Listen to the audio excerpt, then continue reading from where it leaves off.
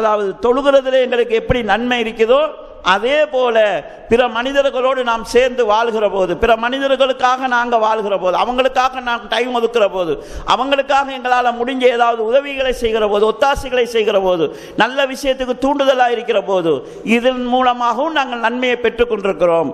இந்த அடிப்படையை புரிந்து கொண்டால் கண்ணியத்துக்குரிய சகோதரர்களே, நம்ம படைக்கப்பட்டது அல்லாஹ்வுக்கு விருப்பமான முறையில் இந்த உலகத்துக்கு வாழ்வதற்கு. அதில்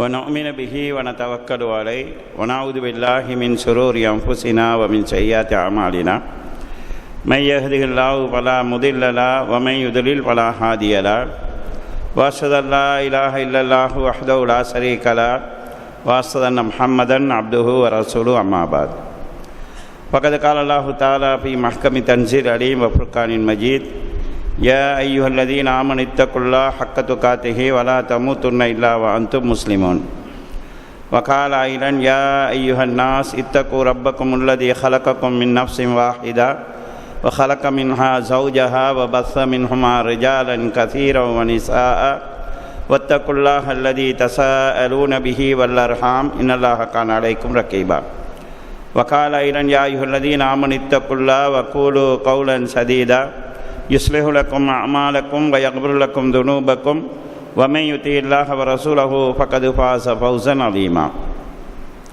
எல்லாம் வல்ல அல்லாஹ் ஜல்ல ஷானஹு தஆலாவை புகழ்ந்து அவனது திருத்தூதர் ஸல்லல்லாஹு அலைஹி வஸல்லம் அவர்கள் மீது ஸலவாத்தும் ஸலாமும் கூறிய பின்னால், கண்ணியத்துக்குரிய பெரியோர்களே, அன்பின் சகோதரர்களே, அல்லாஹு தஆலா தனது நல்லடியார்களுக்கு ஏற்பாடு சிறக்கக்கூடிய அருள்கள் மீது ஆசை வைத்து அவனது ஏவல்களை முடிந்தவரை எடுத்து நடக்குமாறும், அவனது கட்டளைகளை மீறக்கூடியவர்களுக்கு அவன் தயார் செய்திருக்கக்கூடிய தண்டனைகளை பயந்து அவனது விலக்கல்களை விட்டும் முற்றாகவும் தவிந்து கொள்ளுமாறும் எனக்கும் உங்களுக்கும் நான் வசியத்தினை நல்லுபதேசம் செய்கிறேன்.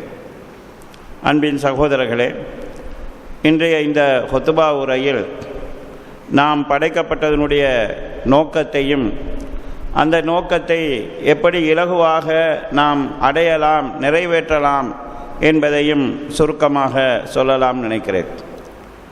அல் குர்ஆனில் அல்லாஹு தஆலா அஃப ஹஸிப்தும் அன்னமா ஹலக்னாக்கும் அபஸா, நாம் உங்களை வீணாக படைத்திருக்கிறோம் என்று நினைத்து கொண்டிருக்கிறீர்களா? நீங்கள் மீண்டும் எங்களிடம் திரும்பி வரமாட்டீர்கள் என்று நினைத்து கொண்டிருக்கிறீர்களா என்று அல்லாஹு தஆலா கேட்கிறார்.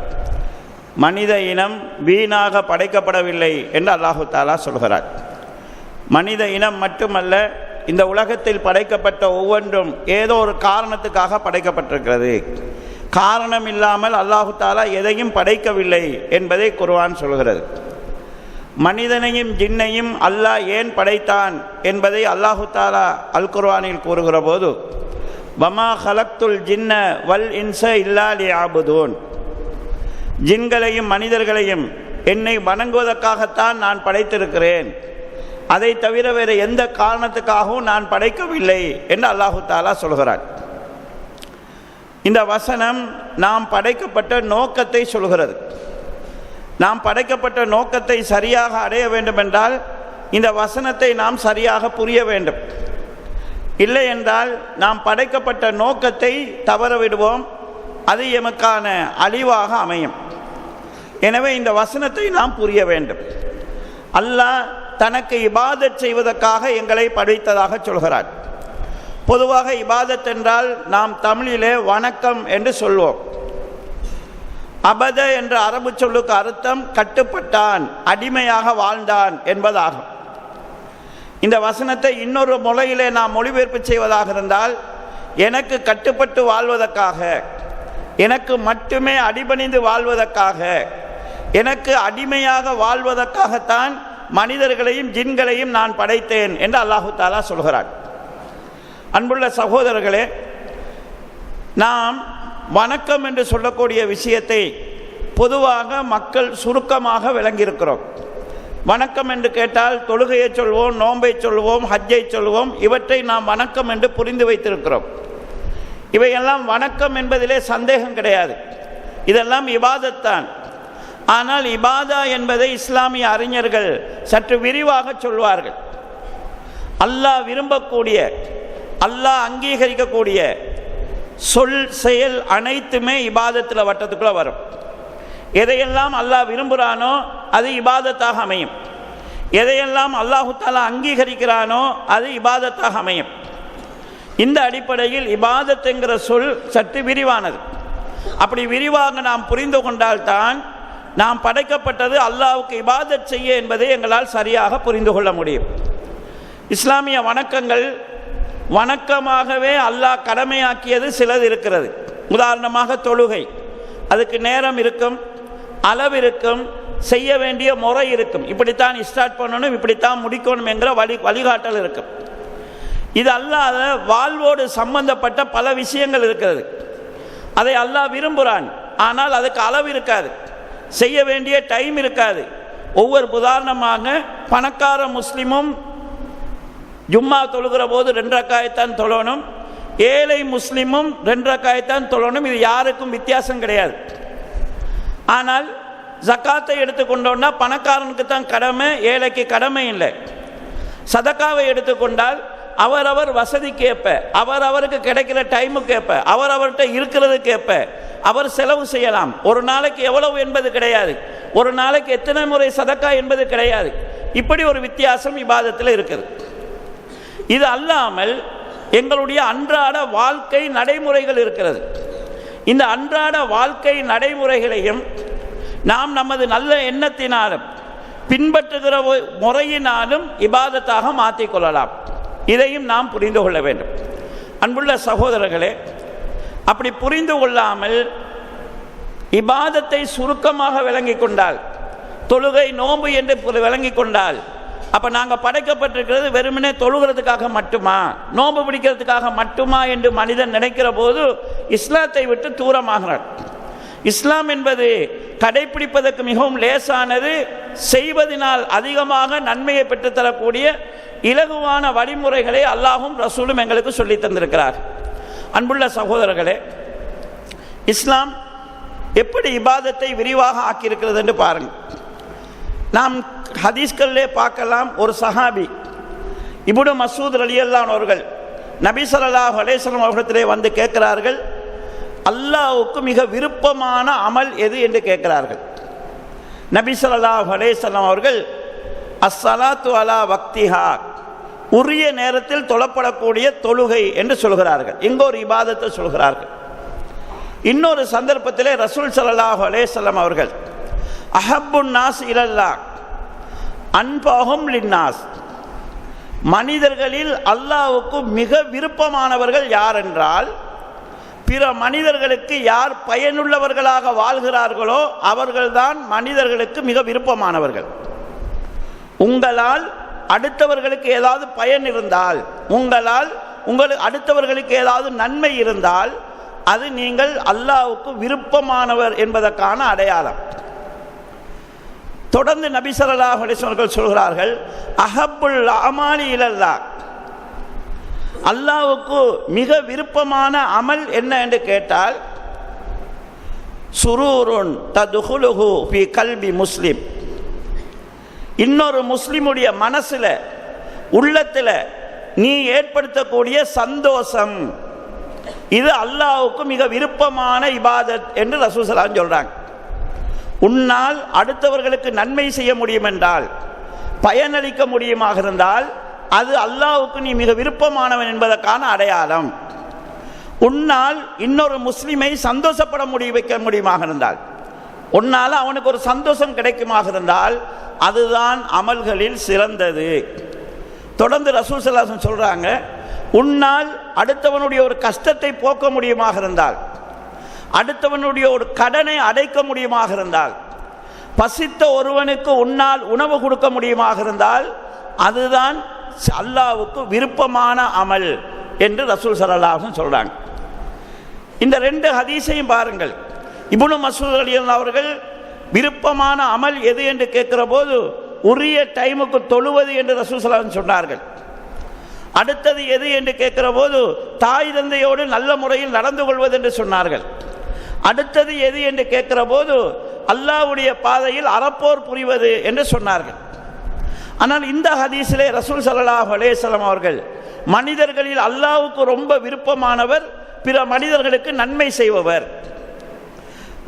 அல்லாஹ்வுக்கு மிக விருப்பமான அமல் என்பது உன்னால் இன்னொரு முஸ்லிமுடைய மனதிலே ஒரு சந்தோஷத்தை ஏற்படுத்த முடியுமாக இருந்தால், அவனுக்கு ஏற்பட்ட ஒரு கஷ்டத்தை போக்க முடியுமாக இருந்தால், அவனுடைய ஒரு கடனை அடைக்க முடியுமாக இருந்தால், அவனுக்கு ஏற்பட்ட ஒரு பசியை போக்க முடியுமாக இருந்தால், அதுதான் அல்லாஹ்வுக்கு மிக விருப்பமான அமல் என்று ரசூல் ஸல்லல்லாஹு அலைஹி வஸல்லம் சொல்றாங்க.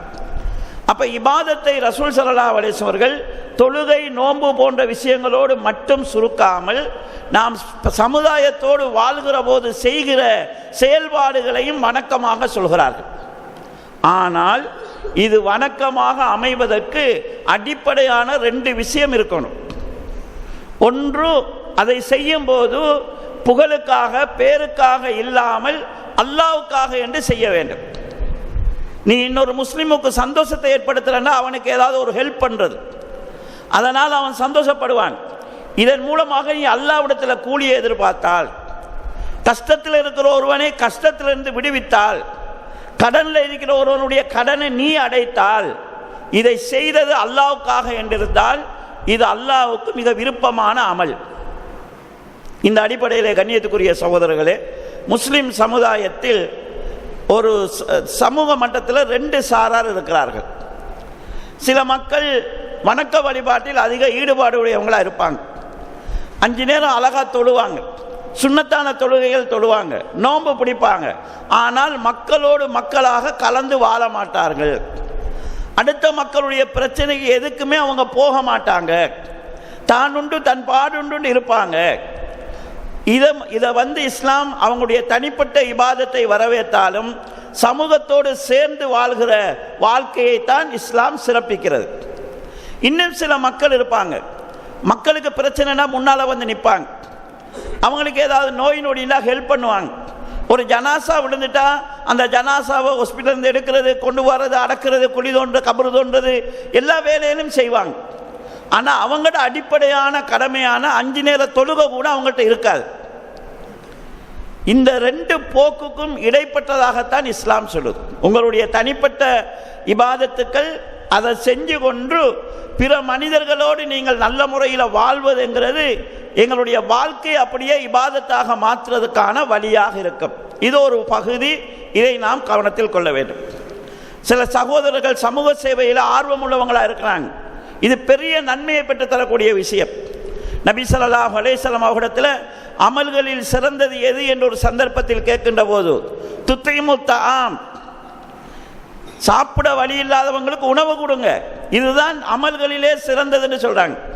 வத்துக்ரியு சலாம், அடுத்த மனிதனுக்கு சலாம் சொல்லுங்க என்று ரசூல் ஸல்லல்லாஹு அலைஹி வஸல்லம் சொல்றாங்க. சலாம் சொல்றதுங்கிறது மக்களோடு சேர்ந்து வாழ்றவனுக்கு தான் வரும். சலாம் சொல்வதும் உணவளிப்பதும் சிறந்த செயல் என்று எங்களுக்கு ரசூலுல்லாஹ் சொல்லி காட்டுறாங்க. அப்போ சமூக சேவை, சமூகத்தோடு சேர்ந்து வாழுதல், மக்களுடைய கஷ்டங்களில் பங்கெடுத்தல் என்கிறது பெரிய ஒரு இபாதத்தாக இருக்கும். நாங்கள் அதை அல்லாஹ்வுக்காக செய்தால், ஆனால் எங்களோட அடிப்படையான கடமையை நாங்கள் செய்திருக்க வேண்டும். நான் தொழுகை இல்லாமல் சமூக சேவையை நான் வாழ்ந்தால் அதனால் பாய்தா இல்லாமல் போயிடும். இந்த விஷயத்தை நாம் கவனத்தில் கொள்ள வேண்டும். அடுத்ததாக கண்ணியத்துக்குரிய சகோதரர்களே, எல்லா மனிதர்களும் ஒன்று போல் இருக்க முடியாது. ஒவ்வொருவருக்கும் ஒவ்வொரு பகுதியில் ஆர்வம் இருக்கும், ஒவ்வொன்று இன்ட்ரெஸ்ட் இருக்கும். எங்களுக்கு சில வாழ்க்கையில் சில பகுதிகளில் சோம்பல் இருக்கும், சில பகுதிகளில் இயலாமை இருக்கும். இந்த விஷயத்தை பொறுத்தளவில் ஒரு முஸ்லிம் தன் மீதுள்ள அடிப்படையான கடமைகளை செய்துவிட்டு மேலதிகமான சுன்னத்தான விஷயங்கள் செய்தால் நன்மை, செய்யாட்டி பாவம் இல்லை.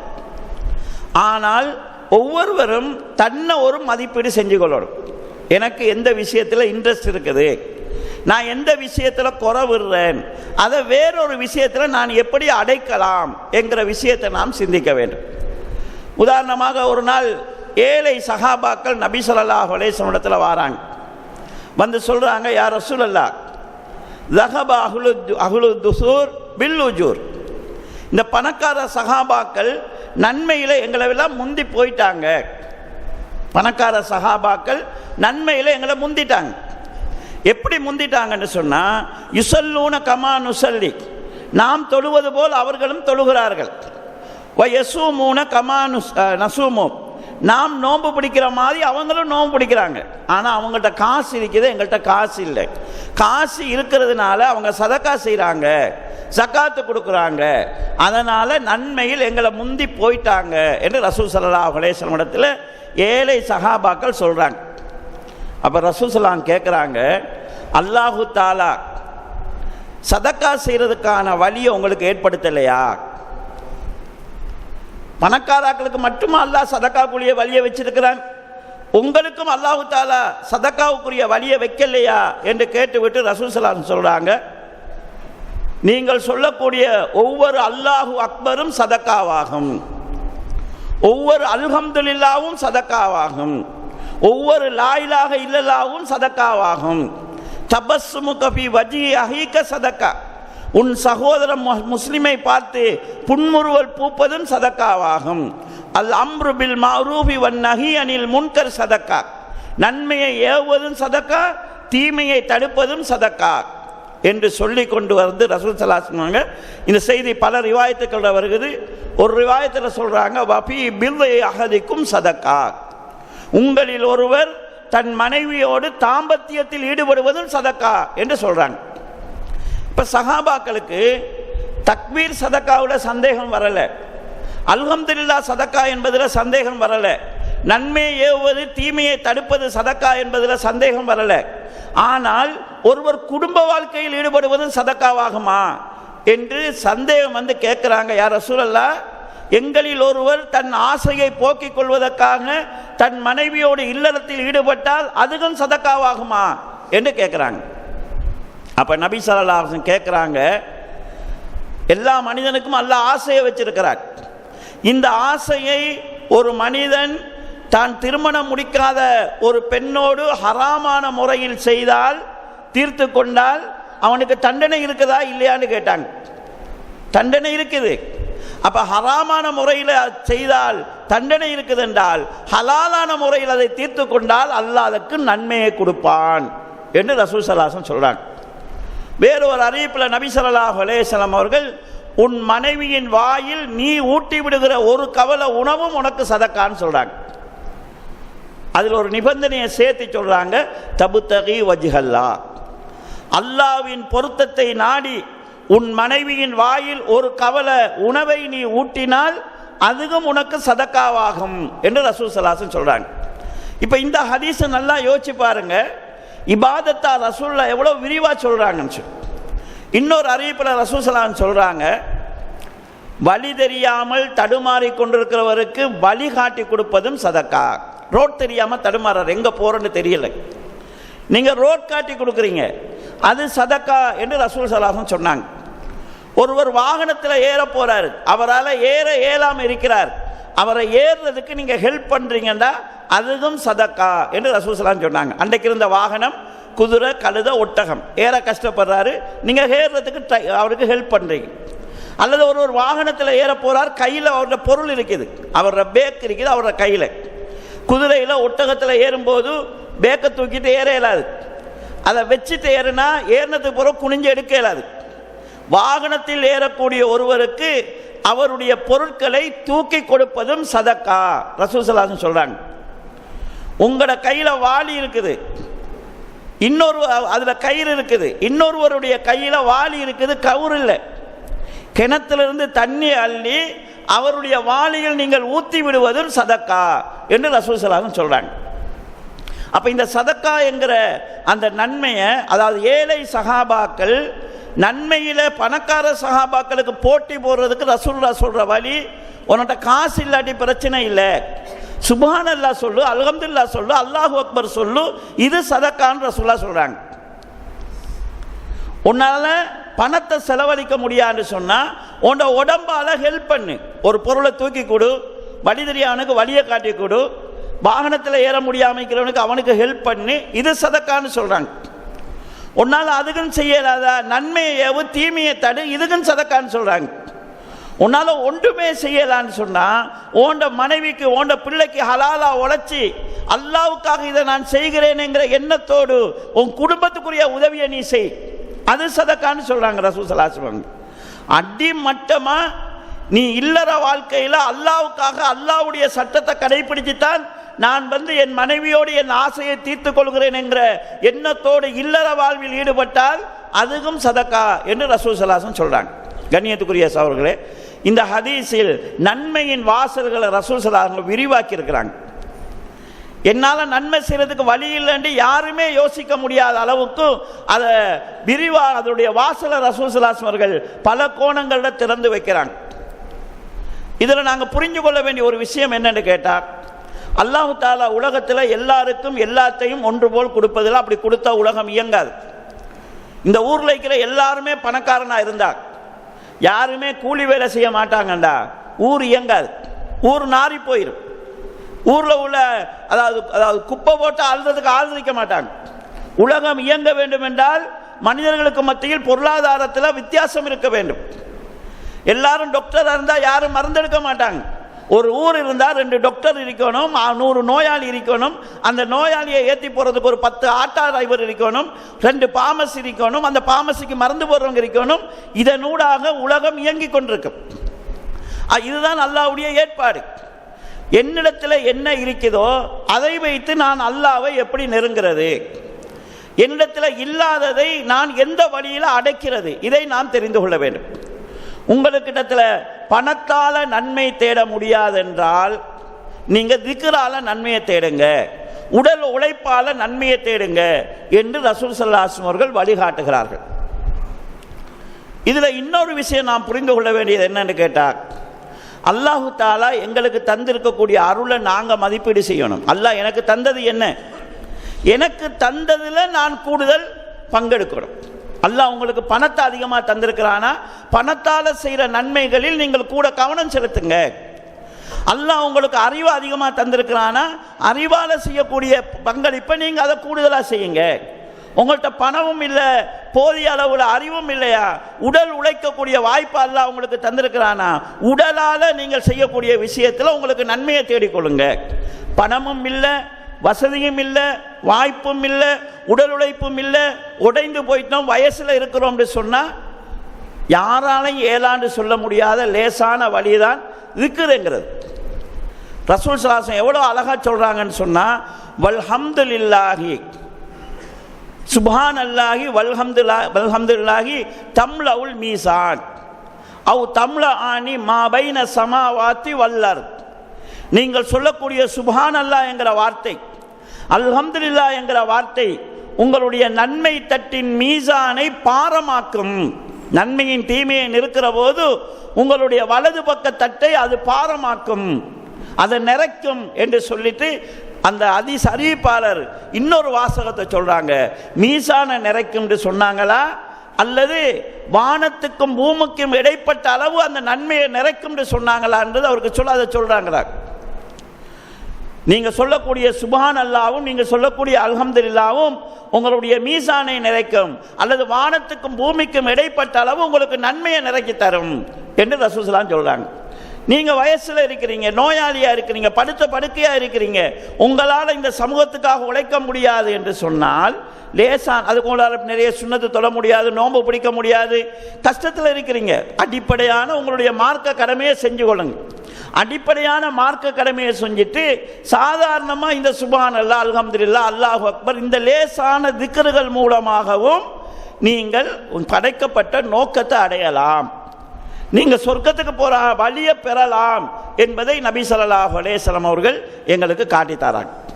கண்ணியத்துக்குரிய சகோதரர்களே, சமுதாயத்தில் இருக்கக்கூடிய ஒரு பார்வை, எல்லா மதங்களிலும் இருக்கக்கூடிய ஒரு நிலைமை, மதங்களுக்கு என்று சில வெளிப்படையான அடையாளங்கள் இருக்கும். அந்த அடையாளங்களோடு மக்கள் மத்தியில் உலாவுகிறவர்கள் மதத்தை பின்பற்றுகிறவர்கள் என்று மதிக்கப்படுவாங்க. அந்த வெளிப்படையான அடையாளங்கள் இல்லாம இருக்கிறவங்க மார்க்கத்தில் பற்று குறைந்தவங்க, ஈடுபாடு குறைஞ்சவங்க என்கிற பார்வை இருக்கும். ஆனால் இஸ்லாம் இந்த ஒரு சைட்டை வைத்து மார்க்கத்தில் ஈடுபாடானவர், மார்க்கத்தில் பிடிப்பானவர் என்கிறத தீர்மானிக்காது. அவங்களுடைய முழு வாழ்க்கையும் இஸ்லாம் பார்க்கும். உதுகுலு ஃபிஸ் சில்மி காஃபா, இஸ்லாத்தில் நீங்க கம்ப்ளீட்டா நுழைங்க, ஃபுல்லா நுழைங்க என்று எங்களுக்கு மார்க்கம் சொல்கிறது. உமர் ரலியல்லாஹு அன்ஹு அவர்கள் அழகா சொல்லுவாங்க, லா யகுர்ரன்னக்கும் தந்தனத்திர் ரஜுல். ஒரு மனுஷன் அடி அடி துவா செய்கிறாரு, இப்படி பார்த்தா உருகி உருகி துவா செய்கிறாரு, அதிகமாக துவாக்களில் ஈடுபட்டு கொண்டிருக்கிறாருண்டா அதை பார்த்துட்டு இவன் ஒரு புனிதமான மனுஷன் ஏமாந்துடாதீங்க. நீங்கள் அவன் அமானிதத்தை பாருங்க, பேச்சில் உள்ள நாணயத்தை பாருங்க, கொடுக்கல் வாங்கல்ல எப்படி ஹராம் ஹலால் பேன்றானா என்கிறத பாருங்க. இதில் எல்லாம் ஒருவன் சரியா இல்லாத பட்சத்தில் அவன் தொழுகையாளியான உண்மையான தொழுகையாளியா இருக்க மாட்டான். இதை உமர் ரலியல்லாஹு அடிக்கடி சொல்வாங்க. ஒருவர் தொழுகிறார், அவருடைய தோலை உசத்தை கொண்டு தொழுகிறாரு. உமர் ரலியல்லாஹு சொல்றாங்க, தோலை பணி, நீ தோலை உசத்துறதுல உன்னை தக்குவா இல்லைன்னு சொல்றாங்க. இந்த வெளி விஷயத்தை பார்க்காதீங்க, அது மட்டும் உங்களுடைய மார்க்கத்தினுடைய அடையாளமா பார்க்காதீங்க. தொழுகையில் ஒருவன் சரியாக இருந்து கொடுக்கல் வாங்கலில் சரியாக இல்லைண்டா, ஏமாத்துற தன்மை இருக்குதுண்டா, மோசடி செய்கிற தன்மை இருக்குது என்று சொன்னால், ஹராம் ஹலால் விஷயத்தில் குறிப்பாக பொருளாதாரத்தில் ஹலாம் ஹராம்ல பேணுதல் இல்லாத நிலை இருக்குது என்று சொன்னால் இவனை நல்ல தொழுகையாளின்னு நீங்கள் நினைக்காதீங்க. ஏனென்றால் அல்லாஹ்வுக்கு பயந்து தொழுகிறவனாக இருந்தால் கொடுக்கல் வாங்கலிலும் அல்லாஹ்வை பயந்தவனாக அவன் நடக்கணும்.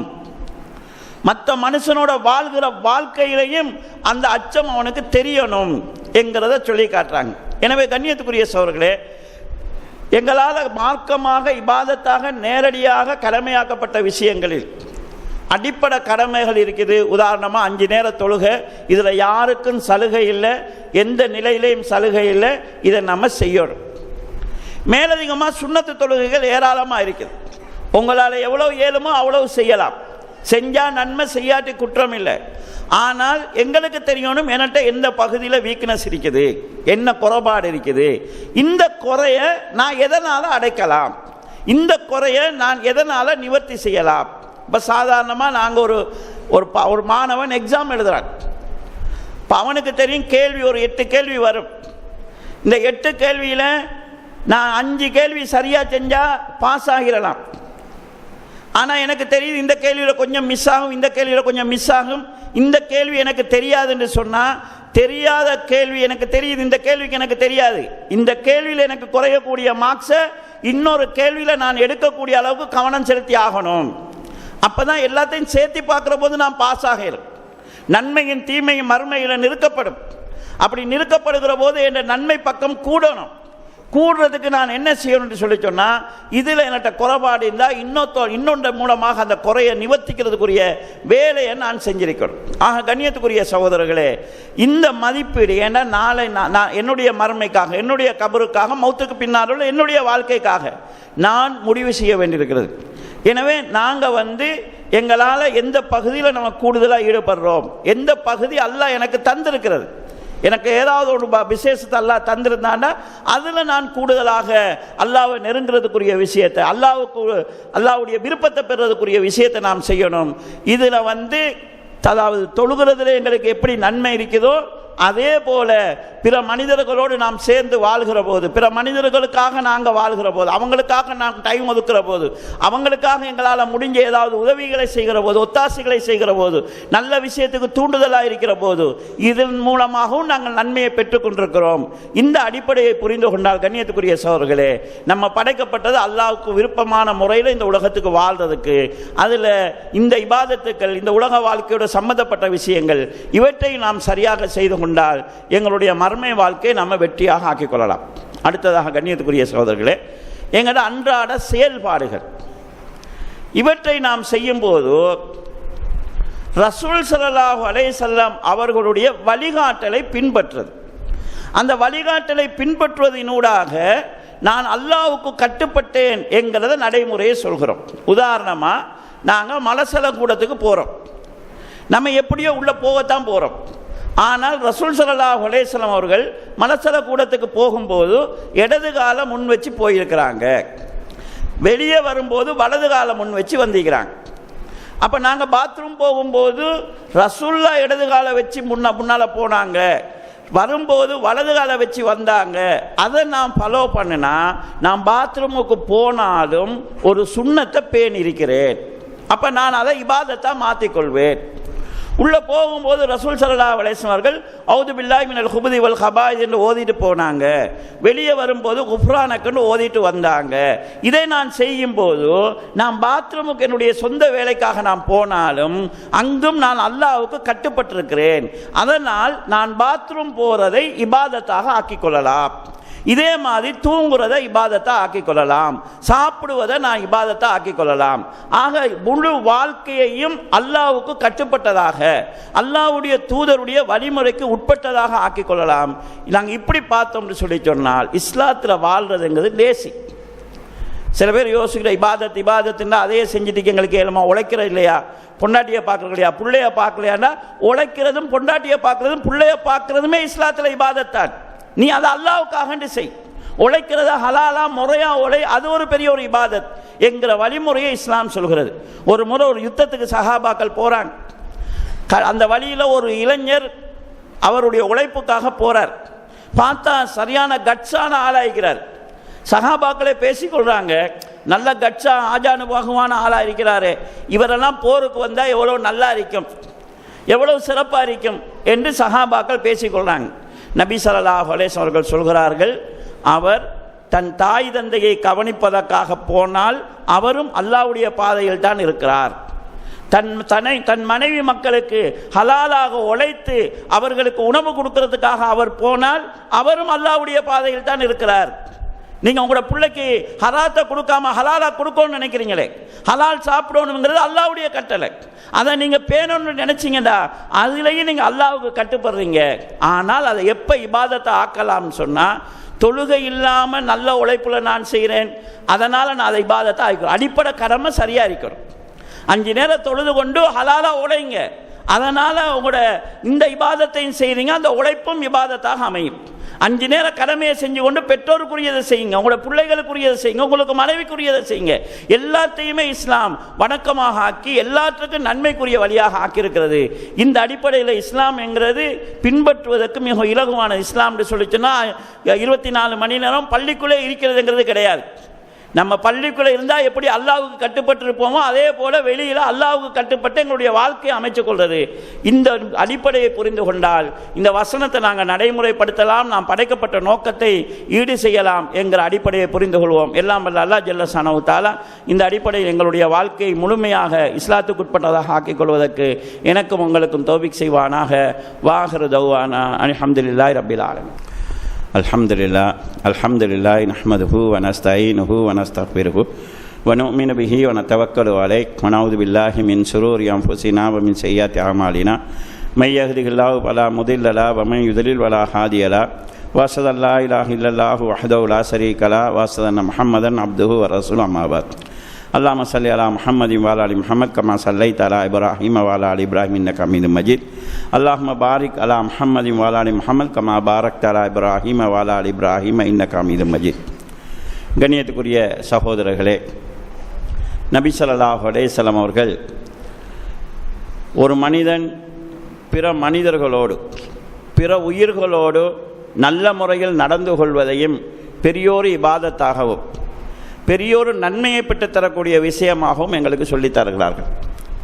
ஒரு மனிதர் தன்னுடைய நல்ல பண்பால் நல்ல பழக்க வழக்கத்தால் தரஜத சாயிமில் காயும் நோன்பு பிடித்து கொண்டு தொழுகிறவனுடைய நன்மையை அடைவதாக ரசூல் ஸல்லல்லாஹு அலைஹி வஸல்லம் சொல்கிறாங்க.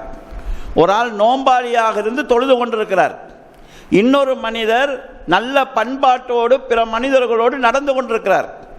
இந்த நல்ல பண்பாட்டின் மூலமாக நல்ல பழக்கத்தின் மூலமாக நல்ல குணத்தின் மூலமாக இந்த மனிதர் நோன்பு பிடித்து கொண்டு தொழுகிறவருடைய நன்மையை பெறுவார் என்று ரசூல் ஸல்லல்லாஹு அலைஹி வஸல்லம் சொல்கிறாங்க. அப்போ நல்ல பண்பாடு என்கிறது நல்ல பழக்க வழக்கங்கள் என்கிறது இஸ்லாம் பெரியோரு இபாதத்தாக சொல்லி காட்டுகிறது. இன்னொரு சம்பவம் நாம் எல்லோருமே அறிந்த சம்பவம். நபி ஸல்லல்லாஹு அலைஹி வஸல்லம் அவர்கள் முன்னைய காலத்தில் வாழ்ந்த ஒழுக்கங்கெட்ட ஒரு பெண் ஒரு நாய்க்கு தண்ணி கொடுத்ததினால் சொர்க்கம் போனாள் என்று ரசூல் ஸல்லல்லாஹு அலைஹி வஸல்லம் சொல்கிறாங்க. பாவங்களை பொறுத்தளவில் மனிதன் செய்யக்கூடிய பாவங்களை அல்லாஹ் நாடுறவங்களுக்கு தண்டனையை கொடுப்பான், நாடுறவங்களை மன்னிப்பான். யாரை அல்லாஹ் தண்டிக்க விரும்புகிறான், யாரை மன்னிக்க போகிறான்ங்கிறது யாருக்கும் தெரியாது, அதில் யாரும் தலையிட முடியாது. ஆனால் முன்னைய காலத்தில் வாழ்ந்த ஒரு பெண் தவறு செய்பவளாக இருந்தவள் சொர்க்கம் போறதுக்கு காரணமாக ஒரு நாய்க்கு தண்ணி கொடுத்தது அமைகிறது. அங்க அல்லாஹ் தஆலா அந்த பெண்ணுடைய மனசுல இருக்கக்கூடிய இரக்க குணத்தை பார்க்கிறார். அவள் பாலைவனத்தில் பயணம் போகிறார், தண்ணி தேவைப்படுகிற ஒரு கிணத்துல தண்ணி இறங்கி குடிக்கிறாள். அதே இடத்துல ஒரு நாய் தண்ணிக்காக சாகிற நிலையில் இருக்குது. தன்னுடைய சப்பாத்தில் தண்ணி எடுத்துட்டு வந்து அந்த நாய்க்கு தண்ணி கொடுக்குறார். அப்ப அந்த பெண்ணுக்கு அந்த நாய் மீது ஏற்பட்ட இரக்கம், அந்த பாசம், அந்த அன்பு என்கிற குணத்துக்கு அல்லாஹ் கொடுத்த பாக்கியம்தான் அவருடைய பாவத்தை மன்னிச்சு அல்லாஹ் தஆலா சொர்க்கத்துக்கு அனுப்புகிறான் என்று நபி ஸல்லல்லாஹு அலைஹி வஸல்லம் அவர்கள் சொல்கிறார். இன்னொரு பெண் நல்ல பெண், ஆனால் ஒரு பூனையை கட்டி போட்டால் அந்த பூனை பசியிலேயே செத்து போனது. அவிழ்த்து விட்டால் அதுக்குரிய உணவு அதான் தேடிக்கொள்ளும். அப்படியும் அவ செய்யல. கட்டி போட்டால் தான் உணவு கொடுக்கணும், தானும் உணவு கொடுக்கல. அதனால் அந்த பெண் நரகம் போவாள் என்று நபி ஸல்லல்லாஹு அலைஹி வஸல்லம் சொல்றாங்க. இங்கு பூனைங்கிறதுல பிரச்சனை, ஒரு உசுறு துடிக்க துடிக்க சாகிற வரைக்கும் அதை தடுக்கக்கூடிய மனசு வரலையே. கல்லு மனசா இருந்துச்சு, இரக்கம் இல்லாத குணம் இருந்துச்சு, அதற்குரிய தண்டனையாக மார்க்கம் அதை சொல்கிறது. ஆக அந்த அன்பு என்கிற குணம், இரக்கம் என்கிறது, விட்டு கொடுக்கிறது, தாராளத்தன்மை என்கிறது, இதெல்லாம் ஒரு மனிதனுடைய உள்ளத்தோடு சம்பந்தப்பட்ட இபாதத்துக்கள். கோபம் என்கிறது, குரோதம் என்கிறது, வஞ்சகம் என்கிறது, பொறுமை பெறாமை, அதாவது பொறாமை என்கிறது, ஆணவம், பெருமை என்கிறதெல்லாம் உள்ளத்தோடு சம்பந்தப்பட்ட பாவங்கள். இப்போ இதெல்லாம் ஒரு மனிதனுடைய உள்ளத்தில் இருக்குமாக இருந்தால் அவன் அதனூடாக பல்வேறுபட்ட தீமைகளை சம்பாதிச்சு கொண்டிருக்கிறான். இரக்க குணத்தினாலும் அன்பினாலும் ஒரு மனிதன் தானே உணராத அளவுக்கு, தானே நினைக்காத அளவுக்கான நன்மையை பெறுகிறான். நபி ஸல்லல்லாஹு அலைஹி வஸல்லம் அவர்கள் முன்னைய காலத்தில் வாழ்ந்த ஒரு மனிதரை பற்றி சொல்கிறார்கள். அவர் ஒரு வசதியானவராக இருந்தார், கடை போட்டிருந்தார். கடையில் மக்கள் கடனுக்கு பொருள் எடுப்பாங்க. கடனை வாங்குவதற்காக தன் பணியாளரை, வேலைக்காரன் அனுப்பும்போது சொல்லி அனுப்புவார், போய் பாரு, அவங்க கஷ்டமாக இருந்தால் விட்டுட்டு வா, நிர்பந்திக்காதே, அவங்க கஷ்டத்தில் இருந்தால் கடனில் ஒரு சிறு பகுதியை தள்ளுபடி செஞ்சுட்டு வா என்று சொல்லி அனுப்புவார். அவரை பற்றி நபி ஸல்லல்லாஹு அலைஹி வஸல்லம் சொல்கிறாங்க, லம் யஅமல் அமலன் கத், அவர் வேற எந்த நல்ல அமலும் செஞ்சதே கிடையாது. மறுமை நாளில் அல்லாஹு தஆலா அவனை எழுப்புவான். எழுப்பி அந்த மனுஷன்கிட்ட கேட்பான், நீ என்ன செஞ்சாய்? அவர் சொல்வார், நான் அல்லாஹ் நீ எனக்கு வசதியை தந்திருந்தாய், நான் ஏழைகளோடு தாராளமாக நடந்து கொண்டேன் என்று சொல்வார். அல்லாஹு தஆலா மலக்குகளை கூப்பிட்டு சொல்வான், என்னுடைய இந்த அடியானுக்கு நான் செல்வத்தை கொடுத்திருந்தேன், அவன் ஏழைகளோடு தாராளமாக நடந்து கொண்டான், இவனை விட நான் தாராளமானவன், இவனை விட நான் இரக்கமானவன், எனவே இவன் செய்த பாவங்களை நான் மன்னித்து விட்டேன், இவனோடு நான் தாராளமாக நடக்கிறேன், நீங்களும் தாராளமாக நடந்து கொள்ளுங்கள் என்று அல்லாஹ் தஆலா அவனுடைய எல்லா பாவங்களையும் மன்னித்து அல்லாஹ் அவனை சொர்க்கத்துக்கு அனுப்புவான் என்று நபி ஸல்லல்லாஹு அலைஹி வஸல்லம் சொல்றாங்க. அப்போ அந்த தாராள மனசு, அந்த அன்பான தன்மை, இவற்றினூடாகவும் ஒரு மனிதன் பெரும் அளவில் சொர்க்கம் போகிறதுக்கான வழி இருக்குது. நபி ஸல்லல்லாஹு அலைஹி வஸல்லம் அவர்கள் அதிகமான மக்கள் சொர்க்கம் போகிறது அவங்களுடைய தனிப்பட்ட இபாதத்துக்களால் அல்ல, அல்லாஹ்வை பற்றி அவங்களுடைய அச்சத்தினாலும் மக்களோடு அவர்கள் நல்ல முறையில் வாழ்ந்த வாழ்க்கையினாலும் அதிகமான மக்கள் சொர்க்கம் செல்வார்கள் என்று நபி ஸல்லல்லாஹு அலைஹி வஸல்லம் அவர்கள் கூறுகிறார்கள். எனவே கண்ணியத்துக்குரிய சகோதரர்களே, குறிப்பிட்ட அந்த இபாதத்துக்களோடு மட்டும் இஸ்லாத்துடைய வாழ்க்கையை நாம் சுருக்கிக் கொள்ளாமல் மக்களோடு நாம் எப்படி பழகுகிறோம், எப்படி நடந்து கொள்கிறோம், எங்களுடைய கொடுக்கல் வாங்கல் எப்படி இருக்குது, எங்களுடைய பேச்சு தன்மை எப்படி இருக்குது, மற்ற மக்களுடைய மனசை நாங்கள் நோவிக்கிறோமா, குளிரச் செய்கிறோமா என்பதை பொறுத்து தான் நாம் படைக்கப்பட்ட நோக்கத்தில் நாங்கள் வெற்றி அடைகிறோமா இல்லையாங்கிறது இருக்கிறது. இந்த அடிப்படையை புரிந்து கொண்டு இந்த அடிப்படையில் நல்ல முறையில் வாழக்கூடிய ஒரு பாக்கியத்தை எல்லாம் வல்ல அல்லாஹ் ஜல்ல ஷானஹு தஆலா எனக்கும் உங்களுக்கு தந்தல்வானாக. வாஹிரு தௌவானா அல்ஹம்துலில்லாஹி ரப்பில் ஆலமீன்.